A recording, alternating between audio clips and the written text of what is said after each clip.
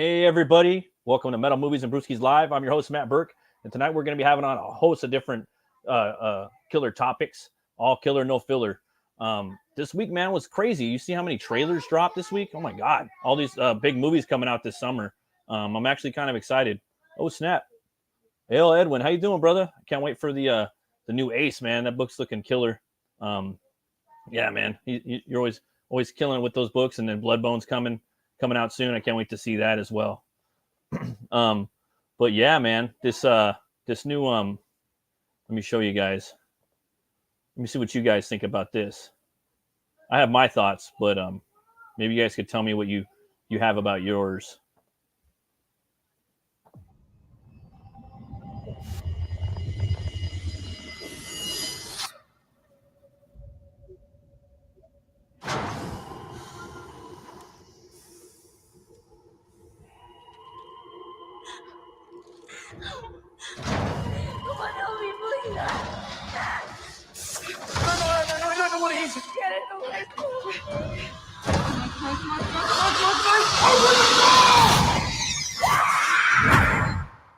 Run.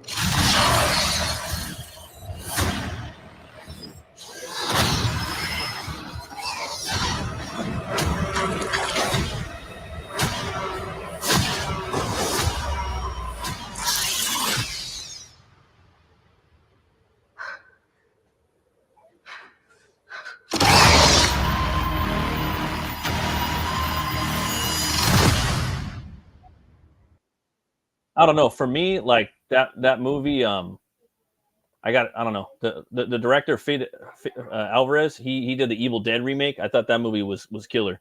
Not the new one, not Evil Dead Rise, but the original one. That was a solid horror movie. So I don't know. I'm excited for this one. I think it's gonna have more of a back to like kind of basics, more like Alien and Alien 3 feel to it. You know, I don't know. It looks like an Alien movie. So I'm pretty hyped for that one. I don't know. And then we got this other trailer right here I wanted to check out. Let's see here. Where you at?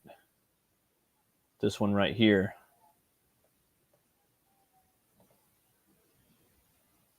All right.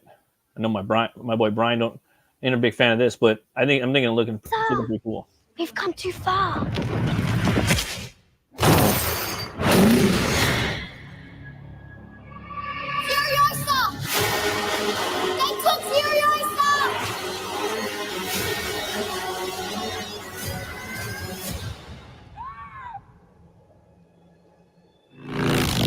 As a child, my world was forever changed. My mother was magnificent. And he took it all from me. Who do we have here? She's from a place of abundance. This is our destiny. My childhood, my mother, I want them back. I want them back.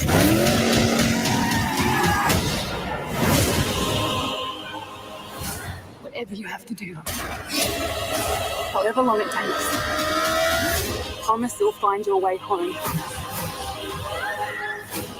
Protect the green place. It's time to take control for you! Ready? Steady! Go!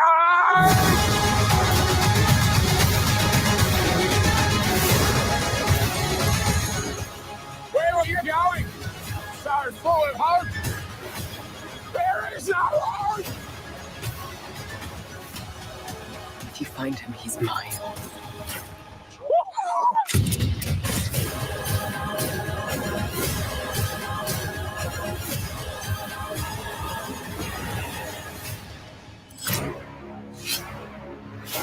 There will always be war. But to get home, Furiosa fought the world.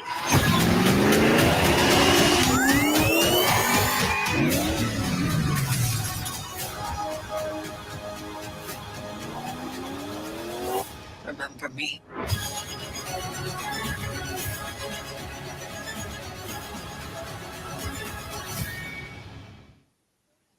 Yeah, I don't know. I think that movie. I think that movie looks pretty cool. I want to see what like. I mean, Miller. His movies are just awesome. Like you're gonna get a spectacle no matter what. You know. She doesn't look like a Mary Sue. Hopefully, I mean she goes through a lot of shit. We know that much. So we have that to those two things. It just looks metal as fuck. I definitely would like to go see it. I was a big fan of the Immortan Joe character too in Fury Road. I didn't really like the way that they cucked Mad Max in there, and I also thought that Mel Gibson should have reprised his role and should have been the same age. I would like to have seen an older Mad Max in there. That would have been hella dope. But you know, it is what it is. We got Tom Hardy's fucking puckering ass in there, and it was a good, you know, spectacle. It was a fun movie to watch. But I did like Immortan Joe. He was cool, and so I like to see, you know, what's going on with him in this one. Obviously, he's younger, so I think it would be pretty cool to see him and Hemsworth fight off. Hopefully, we get a good fight scene with those dudes, and you know, more action. Hemsworth's character looks pretty cool too. But you know, we'll see. I think no matter what, it's going to be an entertaining movie. Like, you know, I guarantee you're going to have some fun at the movie. You know, for $5 movie, come on, dude, you can't go wrong with that. And then of course, last but not least for the trailers. Again, there's a lot of trailers this week, and I know everybody's already seen them, but you know, why not one more time? So let's go ahead and share this one out. Here we go. Where you at? Here we go.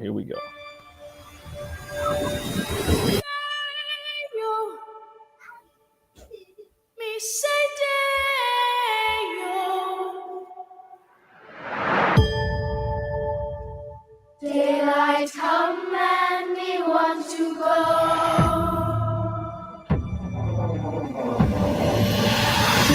Mr. Tallyman, tally me banana. Daylight come and we want to go. Me say day, me say day, me say day, me say day, me say day.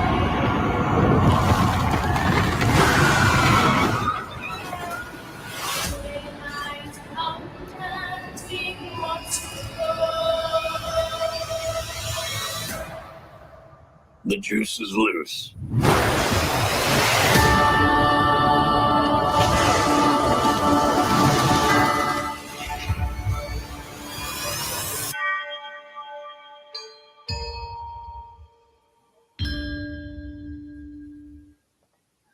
I don't know. I mean, for me, I'm really pumped up for this movie.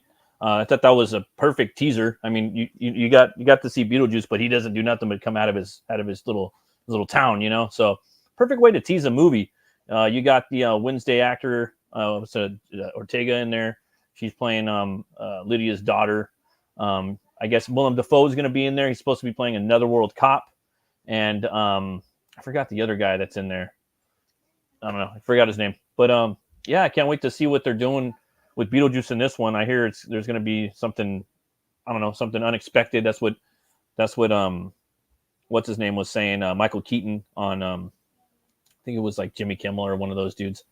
But yeah, the trailer looks cool. I mean, you still got the most of the cast back in there, and I think that Beetlejuice looks cool. Like he's aged a little bit, but he looks like he's aged good. You know, like I don't know where I heard it, but Michael Keaton he bought a ranch and took some time off. I think like a decade, and he was working on a ranch, and his face got like weathered and and just beat up from the wind. You know, so it kind of fucked his face skin, the top layer of his skin up a little bit. You know.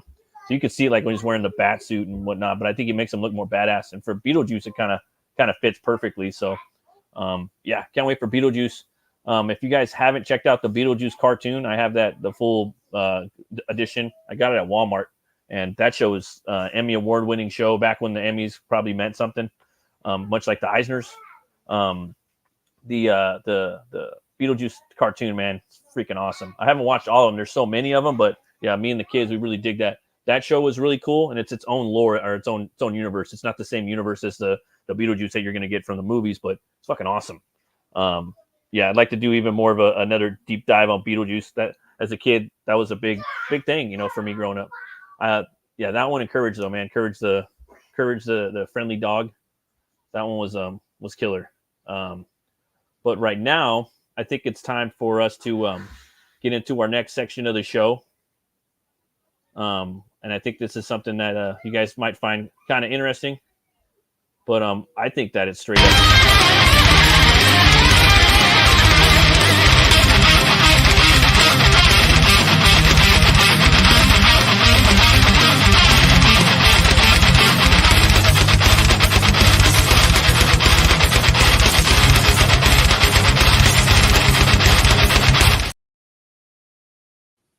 So right here we got a 16th century vampire woman with the New York I think it's the New York Times or New York Post. Yeah, New York Post. I saw this online the other day. I thought it was pretty trippy, man. Yeah, it was a 16th century vampire buried with a brick in her mouth. Okay, to stop the bloodsucker from eating the dead. That's her right there. And it was in Italy where they found her. Sink your teeth into this one. Scientists have recreated the face of a 16th century woman with a brick jammed into her mouth, an object apparently wedged there to stop her from eating the dead. As Italian locals believed she was a vampire.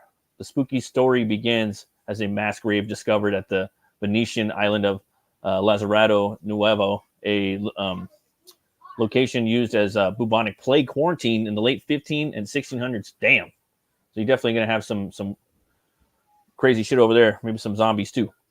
The reconstruction shows how it would have been possible to bury the woman with the brick lodged in her mouth out of fear she was a vampire. So that's it right there, man. Brutal, dude. What else do we go? In 2006, archaeological studies found some bodies that were buried centuries ago.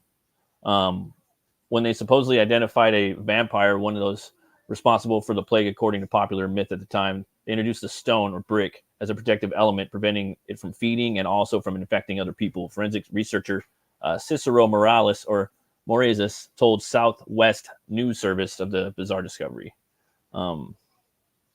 Using reconstructive technology, Morales investigated whether it was possible for a brick to be lodged in her mouth while she was gruesomely still alive, while damaging the teeth and still the soft tissue.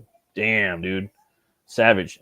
Naturally, it would have been easier to do so after she was perished. There was also speculation that a grave robber put the brick in the corpse's mouth to exercise her so that she would not be able to bite the infected or infect people.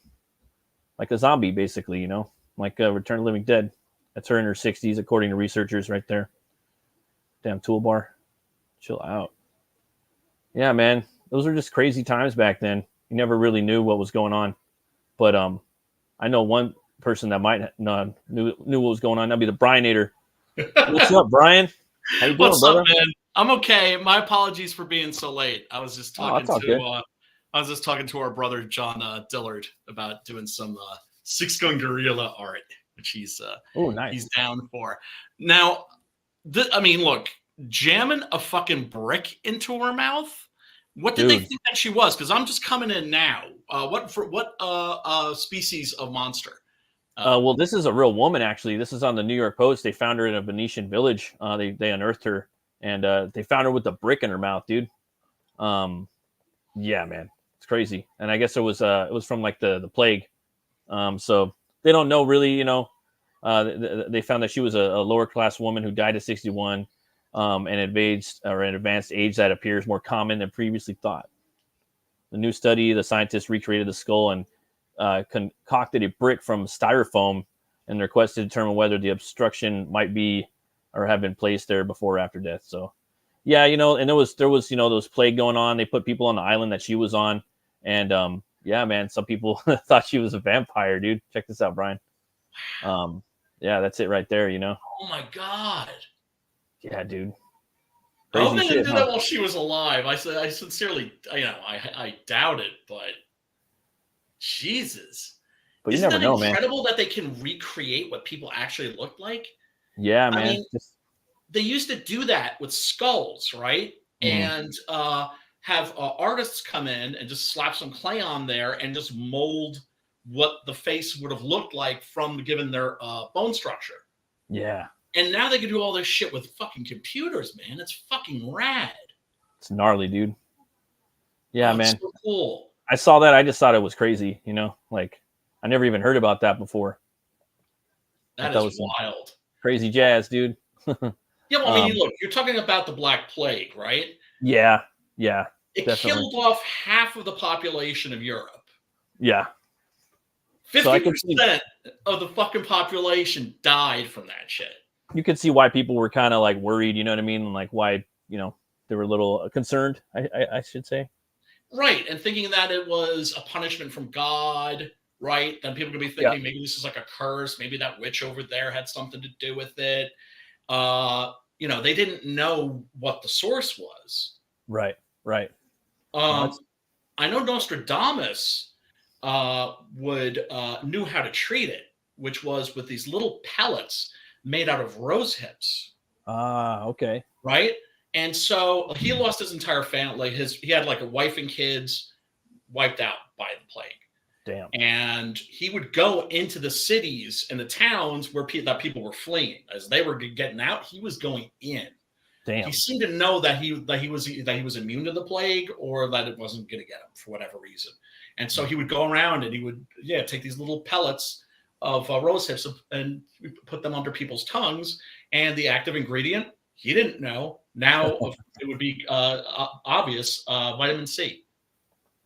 What up, Keith? How you doing?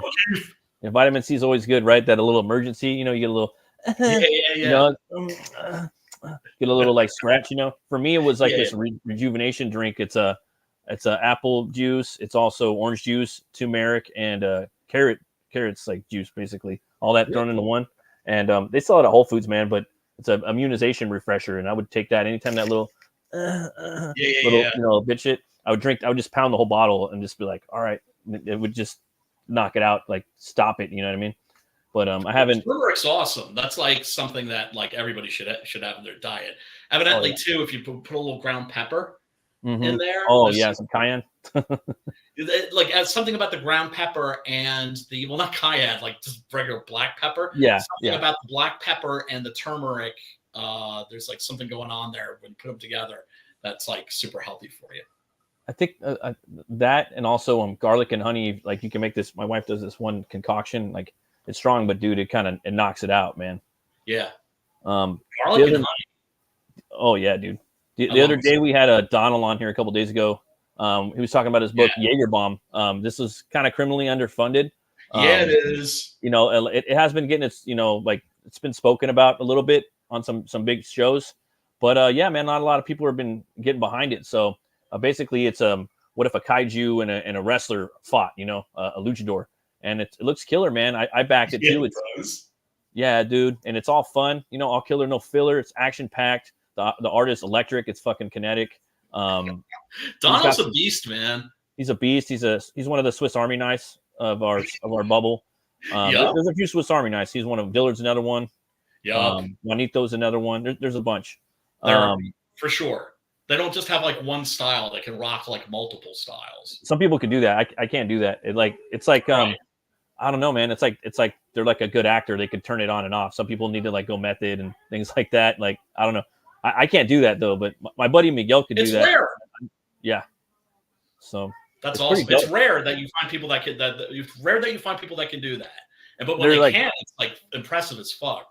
And like their brain just remembers like all the little nuances of said artist. You know what I mean? Like, oh, you need some Mignola, boom. You need some, I don't know, whatever you need. Some McFarlane, boom. Some Bisley, boom. Like just a little bit of Alex Toth, boom. Yeah. You need some Heron. Yeah. But check out these pages, man. They look fun. Again, he's got some OG art up here. There's only a few days left. These would go really cool behind the fireplace if you guys got one, or just up on the wall in your man cave. Fucking $15, dude. It's 70 something pages long too. And after a while, man, I'm like, Brian and I, we love our black and white art. Yeah, we do. If you're not really into that, or if you're not really just like this concept looks a little out there, take a shot, try it out, man. It's going to be a lot of fun. I've read a lot of his books, and I can't wait to read Cash Grab.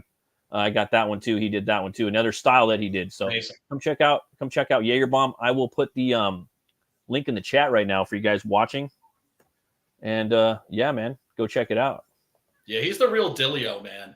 And the fact that campaign's like, well, here's the thing. He hasn't been pounding the pavement. No, he's not. It's a test for him, but still, Right. you know, it's But like, still, it's like, what the fuck?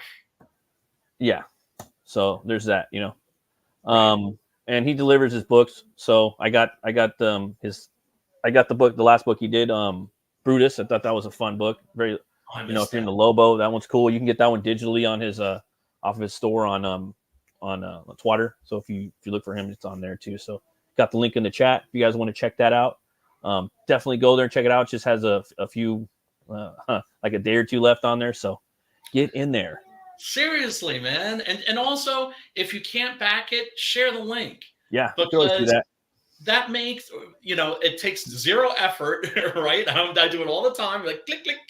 And and believe it or not, it actually, that little tiny moment of effort actually does make a very big difference.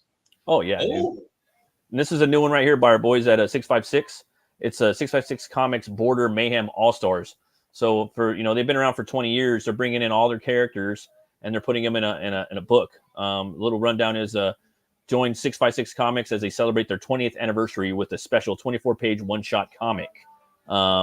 Yeah, man, the 656 Comics will never be the same. Join the characters from the 656 verse as they navigate through a chaotic landscape filled with zombies, chupacabras, and other bizarre threats, all while desperately striving to return to their rightful universe. Fuck, what are they gonna do, man? Maybe Butch Cleaver will show up in there and start slicing and dicing. Sign up and get a free or something for free. So that's cool. A lot of people aren't doing that anymore. They're just kind of putting the books out there and whatnot. I definitely signed up for this. I'm gonna definitely gonna want this in my collection. So if you guys can come check this out, I'm gonna leave the link in the chat for y'all. hell yeah. If you got something in the coming time. These guys fulfill like a motherfucker. So come on over and check it out. You will get your book. And I've gotten a few of their books, and they are entertaining as all get out. Yeah, they are. Undead Border is fire. The Cryptidnals, of course. I think that's maybe like the best crowdfunded book I've read ever. Yeah, it's up there. It's definitely in the top 3. And I definitely reread it, and it's thick as fuck. So I mean, you know, I'm not trying to blow no smoke or nothing like that. It's just, it is what it is. It's a fucking entertaining read, you know. And it's all black and white. Yeah. There's no coloring. There's no color in it either, you know. So if, you know, try that book out if you guys can get it, you know. For sure. And, you know, like Ollie's like the colorist in the crew, and he took a look at Dario's art and was like, no color. and that goes with like experience, you know what I mean? Yeah. So, yep. You know what I mean? But I don't know, Brian. I think we need a little palate cleanser, dude. You down for some metal right now, or you know? I think you know what? Yeah. Okay. This is a speaking of like, you know, something that's seasoned. This is a band you might like. This is one of their middle albums. This song's called "Weed Out the Week," and the band is called Hypocrisy. They're from Sweden, and this band, you know, they're alien death metal. That's what I've basically call them now because they got a lot of alien albums. This one though, they took a little break from it. This is one of my, I think it's the A Taste of Extreme Divinity. I think that's the name of this album, and it's my favorite one. But yeah, check out Weed Out the Week. Yeah. Here we go.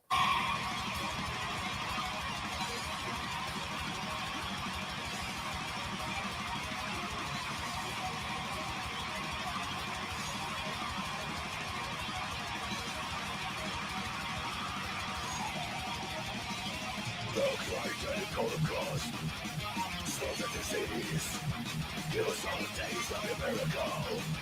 When we take the fire by the sand, the hate burns in our eyes. It's love and guilt. It's the nature of the human race we fight to be dominated by ourselves.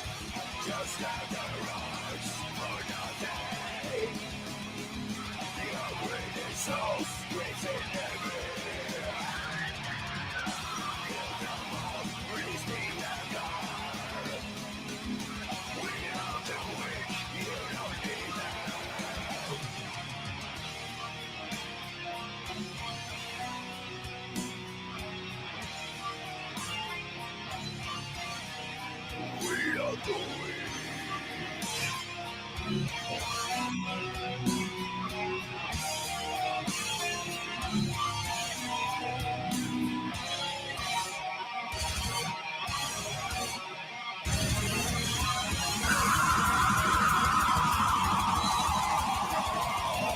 Exterminate the red flag.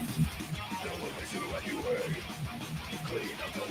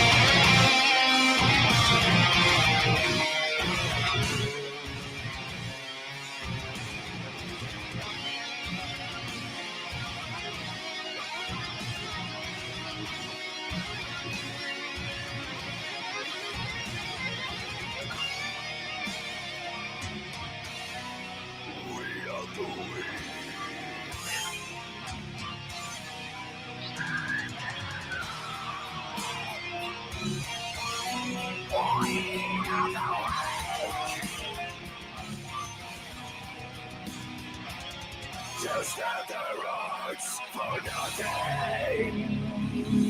Your greedy soul screams in heaven.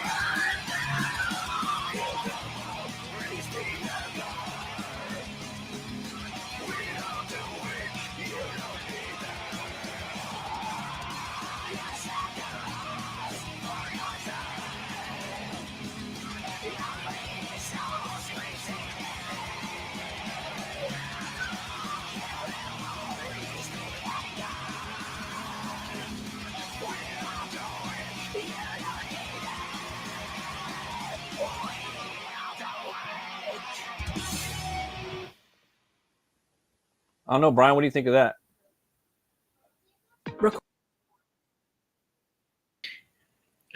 Sorry, dude. Oh, good, brother.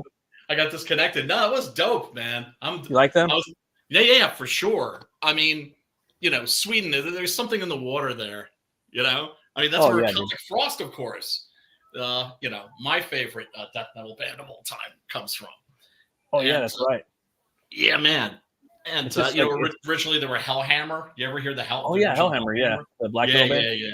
Yeah, the dope shit. No, that was really good, man. I was digging that. I seen them live at the House of Blues. I like just saw it was a 3-piece, and I was like, okay. And the singer kind of looks like Johnny Depp a little bit, and Christopher Walken put together a little bit, and Steve Buscemi. They all had a baby. But he's a producer. He produces Peter Tagdrin. He's got a rock and hard rock band, kind of like Rob Zombie a little bit, you know. The other like that'd be like the way for me to describe. It's kind of like modern Alice Cooper shock rock, I guess. But he doesn't do all the shocking shit, you know. Called Pain. And that band's pretty cool too. But yeah, he's a big producer too. But Hypocrisy, man, 3-piece. They go off. 90% of their albums are alien metal, so they have an alien like their Eddie is like this is the gray, but sometimes they'll switch it up and whatnot. The latest album, they actually mailed it. They actually put it on a drone and like just went up into the atmosphere as hard as they could, so like aliens could hear it. And it's on a YouTube channel, so it's filming the whole time it's going up. It's the whole album too. So they play the whole album while they're doing it. Like they're G's, dude. Like they're down for That's awesome. Yeah, man, it's fucking sick. But yeah, and like they're pretty bass, dude. Like you can hear them talking shit about the fucking all the shit that went down with the fucking Rona and the big farm and all that big pharma and shit. Talking shit on Big Pharma like crazy on the new album. Oh, really? Nice, dude. And like they have like sick bass lines that they'll start the song off with. Like in metal, you don't really hear bands like give bass like the showcase that much, you know. Like they don't, you know what I mean. Like they do a good job with that. They pack in really cool melodies, and they're one of my favorite like melodic death metal bands that have hooks, like catchy ass fucking hooks. When there's no clean singing, you know. Like he'll do a little bit, like, but you're not gonna hear that much. It's gonna be just kind of in the background supporting the stuff. I like layered vocal tracks a lot with melodic death metal and whatnot. I think it sounds cool, you know. Obviously, you can't hear it live all the time, but that's fine. Live, I'm down to see how they're gonna do it live. You know, like how are these motherfuckers gonna do it live? You know, like for me, that's puzzling. You know, right. And for me also, it's never about being like exactly like the record, right? I remember one of my all-time favorite bands, top 3, Fields of the Nephilim. Their live album came out, and it sounded like it was recorded in the studio. Huh. I was like, Who the? huh? What the? Shut the. Then why don't I just listen to the I mean, mind you, like when you see a band that's that tight live, Yeah, no, that's cool. it's It's cool. impressive. Yeah, It's impressive. for reals. But I mean, a lot of people like that actually. But me, like, I don't know. I want to see, well, yeah, no, I understand. you know, what they're gonna do live. Like, how are they gonna fuck it up, and what are they gonna do? Right. You know? And then, of course, anybody that's been in a band or knows people that've been in a band, it's like they'll perform live, and then they get off the stage, and they're great, and they get off stage, and like, oh god, oh we sucked, oh we and right, because they made like a little mistake here, a little mistake there, things that like you don't even notice. Oh, totally, dude. Right? And they like self-flagellate. And it's just like, it's a live show. Nobody's coming here expecting perfection. If you want the record, go listen to the record.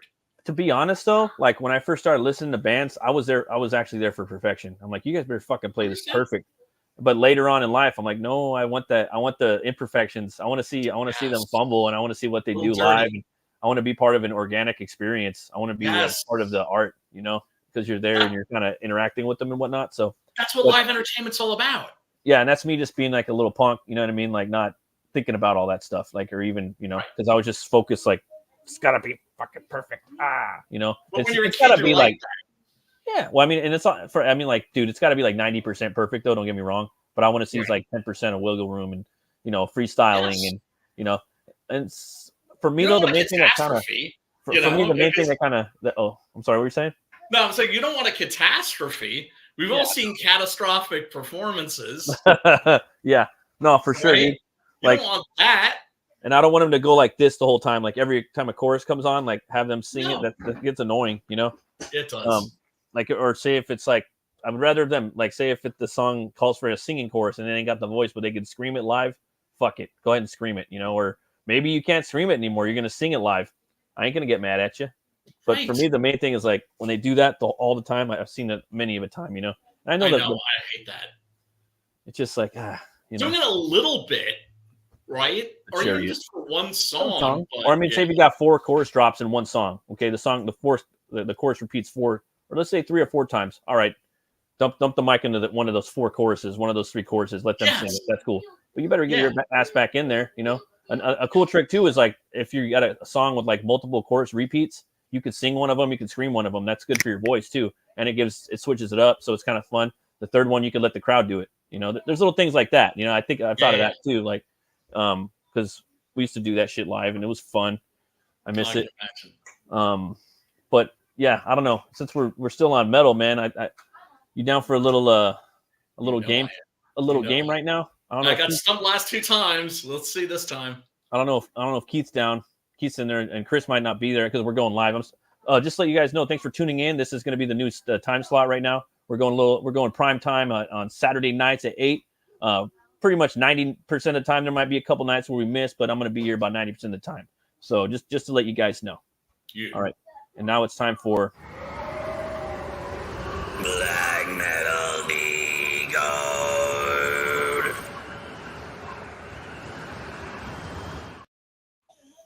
All right, who can name this band? Who could decode this black metal band's name? Oh, wait. This is the one from last week, bro. This one? Yeah, I think so. You sure? Yep. Okay, because you know what it is? It's not the name. It's the cross. Yeah. A lot of them have that too. Oh, okay. All right. And the Batwings too. Yeah. Oh, okay. So this isn't the same band. It's just a similar logo. Yep. Okay. Can you blow that shit up a little bit? I mean, I don't know if that's going to help, but it's worth a shot. Let's see here.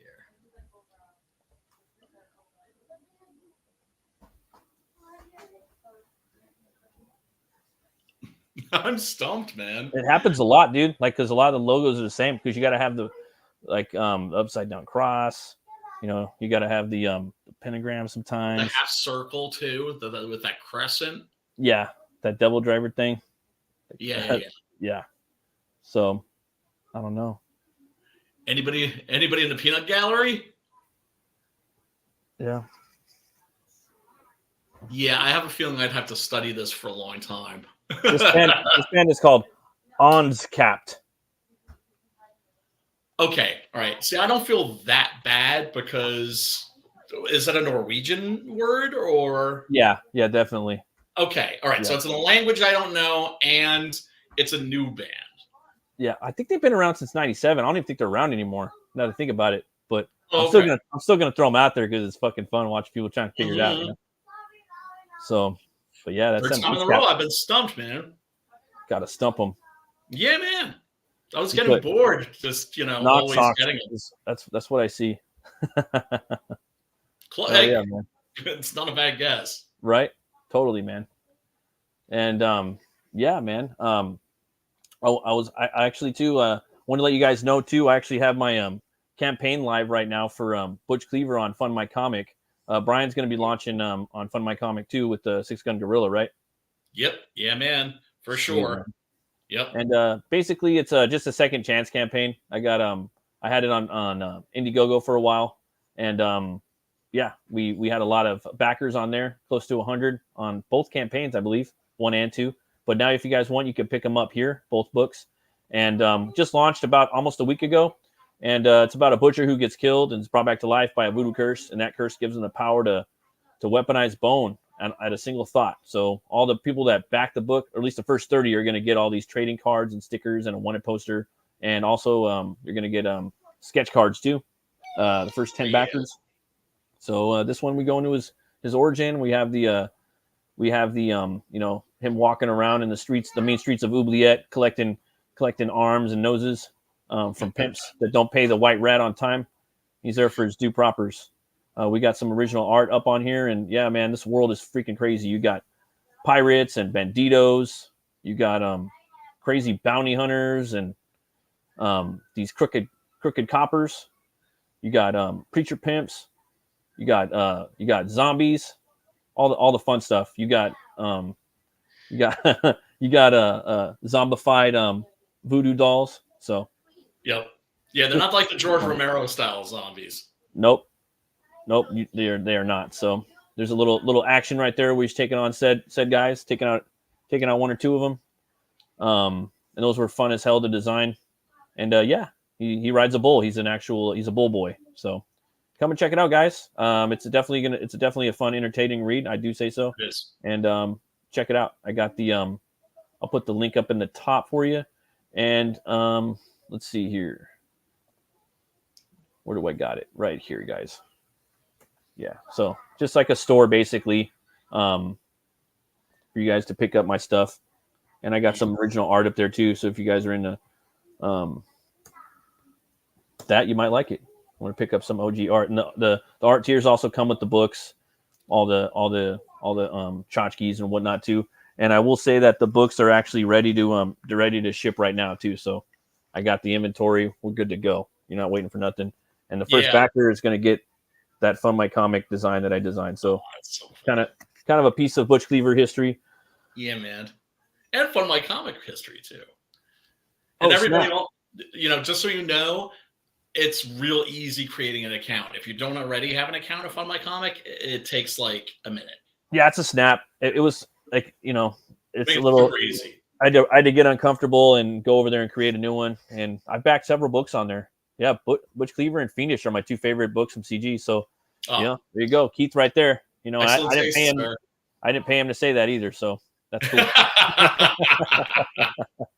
Yeah, man. And I'm having fun. There's plenty of story to read right there. I'm working on Hell War next. I will have more announcements for that coming next week. I'm going to drop some art for that tomorrow. So you guys can see what I'm working on right now. I'm doing a little montage of him fighting different Nordic characters from the 9 realms. It's a little nice, a little callback scene. It's one of those scenes in the book where you get to it and you're like, fuck, it sounds cool. Like I want to draw, but I don't want to draw because I don't want to give away too much, but I don't want it to be too epic, but I want it to be epic. Like, all right, I'll have him decapitating a giant, and I'll have him riding up a mountain, riding straight up a mountain with a bunch of like Vikings chained up to his motorcycle, Or maybe I'll have him like riding it down out of the sky, and he's got a fire demon in the front of his wheel, shit like that. So Well, dude, is there really such a thing as too epic?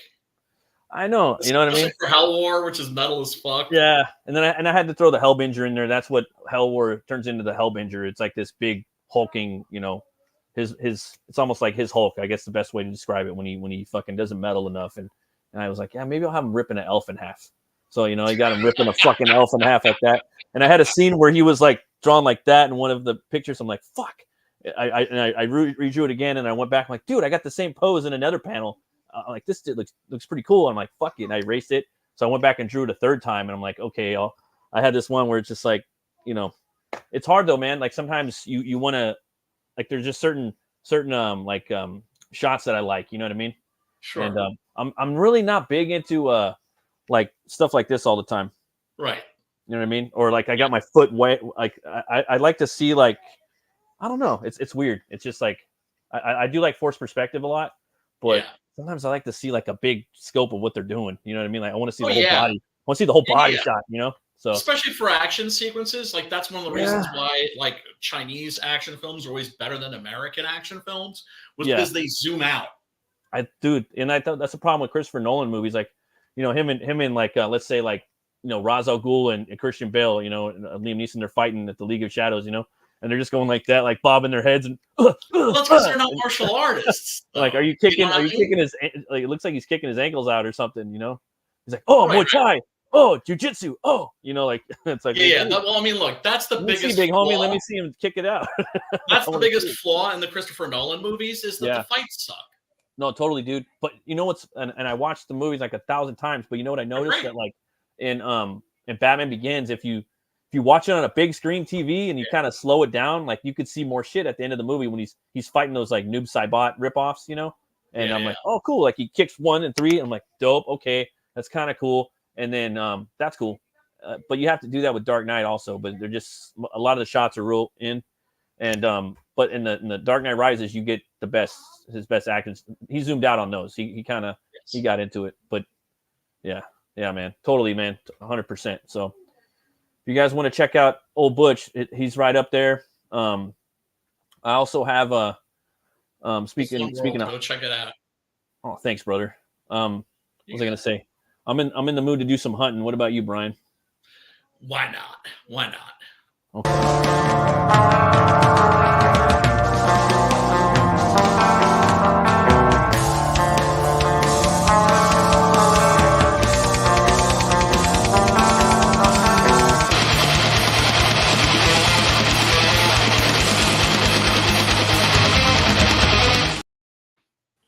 All right, so what we're looking at is the man dog, dude. So I had dog man. I kept putting man dog in there, and this kept coming up. And I was looking for like the Texas one, you know. Right. Oh, that's creepy right there. But it's really hard. There's the one from Michigan, and that was one that I kind of wanted to explore. And that one is it's pretty crazy. The one from Texas, I'd have to do a little more digging though. But you're talking about like the Dog Man, which is actually from a bunch of different territories. Yeah. And I'll be perfectly honest, man, out of all of like the cryptid stuff on YouTube, I'm finding these Dog Man accounts the most fascinating, because they're really, really, really chilling. Yeah, they're crazy, man. And like there is a man dog one, and I was the reason why I was doing that, I was like, oh, well, I'm going to sync it up with the 656, right? You know, because that's the book we were kind of talking about earlier in the show, but I couldn't find anything. This is a different monster. But dude, there's actually a novel out there that I found, and I know there is a local legend. It's just so like, it's not that popularized as the Michigan one. So there is an actual man dog legend out there from Texas, and there is books written about him. But there's just I'd have to do more of a deep dive. So we are gonna revisit that fool, but I just have to find some more links. But for this dog man, the Michigan one was a creature allegedly witnessed in 1887 in Wexford County, Michigan, United States. It is described as a 7-foot-tall, blue-eyed or amber-eyed bipedal canine-like animal with the torso of a man and a fearsome howl that sounds like a human scream. Ooh! According to legends, the Michigan dog man appears in a 10-year cycle that falls on years ending in 7. Did you know about that, Brian? No, I didn't know that either. Sightings have been reported in several locations throughout Michigan, primarily in the northwestern quadrant of the Lower Peninsula. History: the creature was known to most of the modern world, until very late in the 20th century.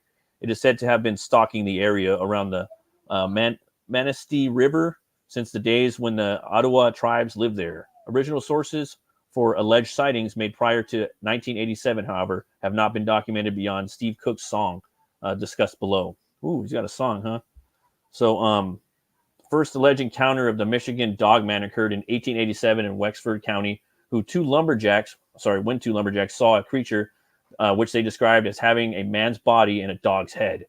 In 1937, Paris, Michigan, Robert Fortney was attacked by 5 wild dogs and said that one of the 5 walked on 2 legs. Well, he might have been kind of seeing things at that point, but still, you never know. Reports of similar creatures also came from Allegan County in the 1950s and the Manistee and Cross Village in 1967. Linda S. Godfrey, in her book, The Beast of Bray Road, compares the Manistee sightings to a similar creature sighted in Wisconsin, known as the Beast of Bradbury. I'd like to hear Cook's song from 1987. I'd like to see what style that is. We'll have to get back to that.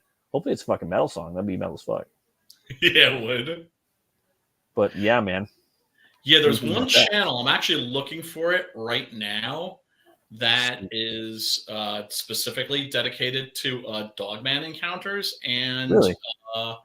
Yeah. And this guy's personal account is spooky as hell and convincing as hell. Oh man! And is there a Dogman? I don't know. There's a movie out, but I don't think it's like. There's a documentary. There's a really good documentary actually that's out there called Dogman. Is it Dogman Chronicles? I forget. I think it's about the it's about the it's about the Michigan Dogman, and very, very interesting stuff. Let's see if I can find that link to this guy's channel, because he has an account that, look, whether you believe this shit or not, I guarantee you that his account will fucking freeze your blood. And what can I say? He didn't set my bullshit meter off even like a little. There's some pretty dope Dogman art though, like a pretty there is. Probably because it's like a werewolf, so it's like people love werewolves. They're so fun to draw. Well, Dogmen and werewolves and wolfmen they're just so fun to draw, So they're just fucking rad. A big. I like that one. Ooh. The guy who had that encounter, said he had it with like 3 friends of his. Oh, really? Yeah, and he said 2 of them ended up taking their own lives. Oh my God, was that? Yeah, because crazy, huh? Encounter and went and told their parents about it, and the parents were like, "You need to not talk about this." And the cops were like, "You need to not talk about this." The local priest was like, "You need to not talk about this."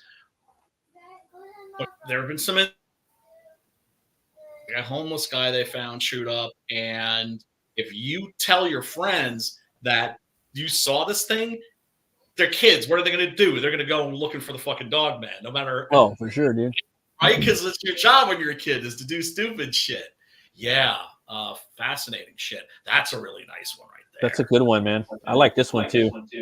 Oh yeah. Because he's all spooky. Scrawny. He looks diseased, malnourished.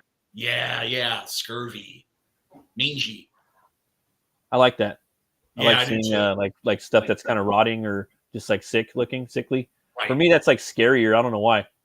Well, because it's disease. Because it looks diseased, and there's something about. It's the creepy. I think it's the creepy factor where it's just like the other one's more like what up, like it's just gonna come like that thing's gonna just pull your arms off. This thing it's just spookier. It's like the pain. Like the other one's gonna give you pain. This one's just gonna scare you to death. And like I don't know. Just it's gonna like terrorize you. Like you're just terrified, like sitting in one spot, polarized. And then the big one, it's terrifying too, I guess. But you probably feel like I don't know. It's just 2 different forms of terror or fear. Yep. Man, they got a lot. Different flavors of fear. Different flavors of terror. Different flavors. They got a lot on here. Look at this dude. Oh, that's sweet. It looks like some AI knows a little bit. Well, yeah, I mean, yeah, that's good. Like that. You also saw a 3D model there. Dogman's getting a lot of attention these days. That one's pretty cool. That one's looks kind of AI a little bit, but I don't know.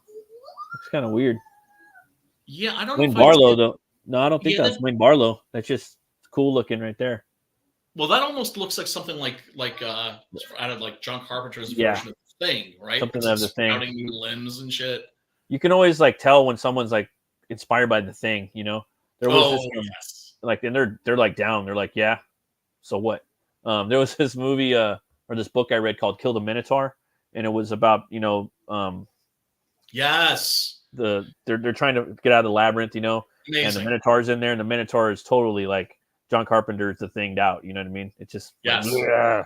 And I think it like consumes part of the people that go in there, and they're in the labyrinth, and it's really cool. It was an image book. I was picking up, like following it, like every. You're the one who turned me on to that. Actually. Oh, was it?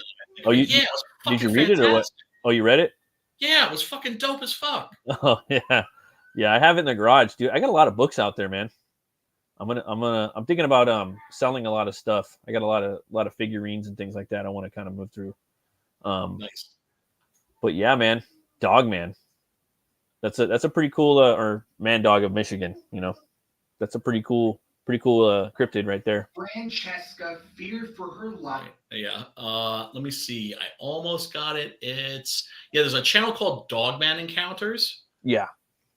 That is definitely worth checking out. What can I say? Definitely check out some of the Dogman accounts, because out of all the cryptid accounts, those are oddly enough the most plausible when you hear them. Which is spooky. I'm not saying I believe in the Dogman. I'm saying when I go for walks late at night, you know, it's the woods and shit, you know, I don't stray off the road. Oh hell no, man! And everybody says that when you see these things, yeah, that you feel it. Oh, totally. Just their presence. Yeah, and that it's like they're just like kind of like looking like right through you.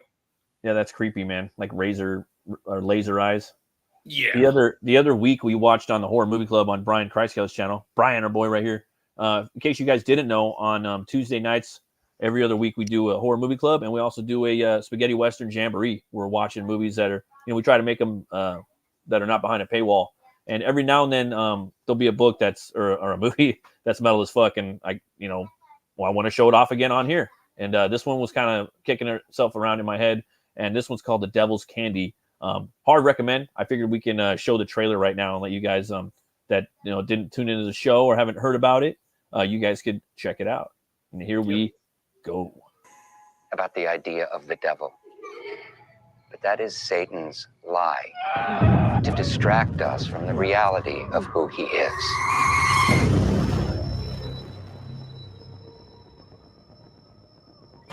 Hey, what's going on? It's like it flowed through me. I don't remember painting this. This is Mommy and Daddy's house. They're dead. Oh my God. I'm so sorry. I need to come home now. We are his pawns. We are his demons on earth. He uses us to carry out his unspeakable deeds.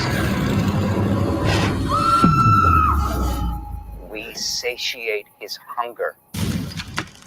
Your latest work is wonderfully disturbing. Oh my God. I didn't mean to do this. To sacrifice. He will slither into your soul.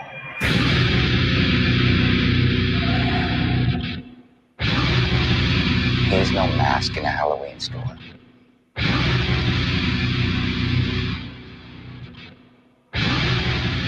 He's not what you see in the movies.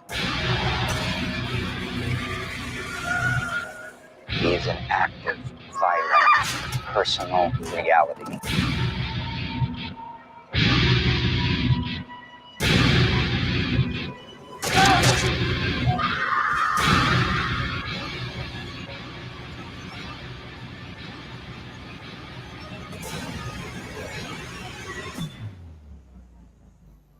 Just the gas?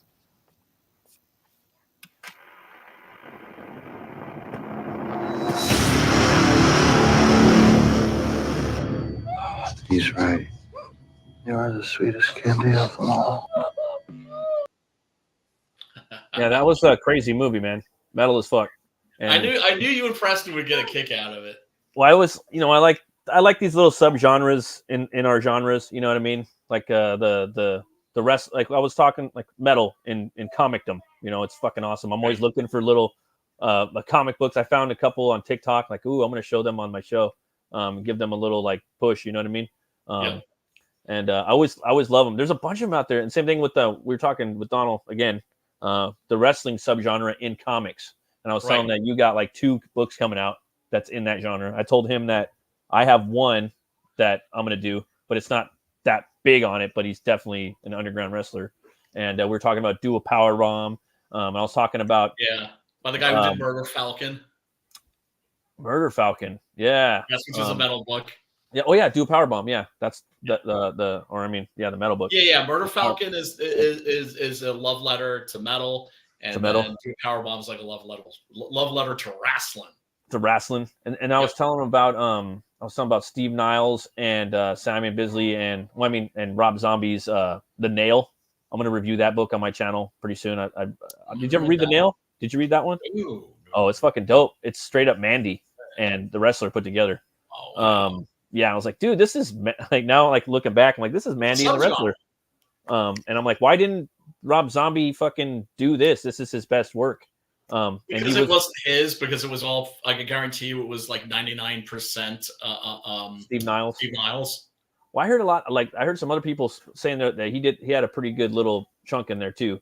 But you know, and the thing is, he was going to do the movie, and he had the reason why he didn't do it is because Machete came out, which allegedly or somebody didn't want to do it, but it was either going to be Danny Trejo playing the character or Diamond Dallas Page, and they were both the bounty hunters in the Devil's Rejects, and they even had some really cool painted artwork for it, very like Simon Bisley-esque. Like the movie was going to be called. They were going to change his name though from The Nail to Tyrannosaurus Rex. That was going to be the name of the movie, but never came out.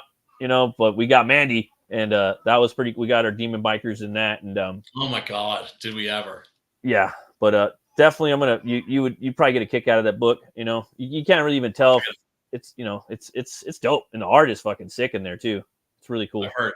Yeah, and Bisley does the 4 covers. I want to go and pick all those up, but yeah, I just got the graphic novel. Busy Biz. Yeah, man. And Black Death? He did the cover for that movie. That movie's pretty cool. I got to go back and rewatch that too. That's really good. Yeah, totally, man. Well, shoot, we're about hitting the hour. That's like to do the run the show for about an hour. Keep it, keep our shit tight, lean and mean. Go, Jason. And let's see here. Oh, what up, brother? How you doing, man? How's it going? We're doing the show at 8:00 now. So yeah, thanks for stopping by, bro. We'll be here next week, same bat time, same bat channel. And Brian, man, where can people find you at, bro? Well, you can find me on the interwebs. I'm on the Facebooks at Brian Christgau. I'm on the YouTubes, Brian Christgau 1415, and Brian Christgau on the Twatters too. I'm not hard to find. Sweet. Thanks for having me on, man. Anytime, brother. And you guys can find me at Runecutter Comic here, and also on Instagram. You guys can find me at Batmerk. I don't know if people go on there anymore. Runecutter Comics on Facebook. You can find me on TikTok at Metal Movies and Brewskis. I've been cutting it out over there a little bit, and yeah, I'm pretty much everywhere. So everybody, thanks for watching.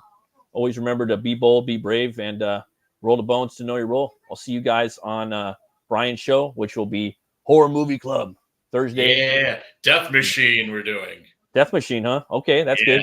Now I got a movie I'm going to watch tonight.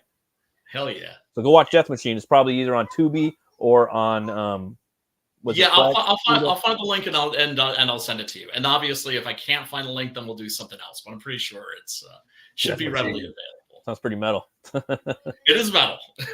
As a matter of fact. As a matter of fact. Yep. I like that. Thanks, Brian. Thanks, everybody. Thanks, Keith. Thanks, Jason. Thanks everybody that showed up. We'll see you next time. And yeah, thanks guys. Smash that like. Given the knife to bring down all the media.